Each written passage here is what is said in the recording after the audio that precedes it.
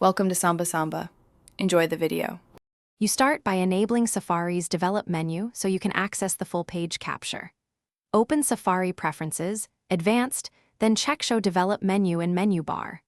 Once done, load the page you want and wait until images and scripts finish loading. This ensures the capture includes all elements. Make sure you know where files save, usually downloads or desktop, so you can find the resulting image quickly. Now you're ready to open the inspector and run the capture command.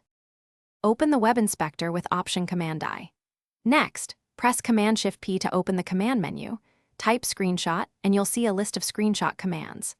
Choose Capture Full-Size Screenshot. Safari will render the entire page and save a single PNG that includes off-screen content.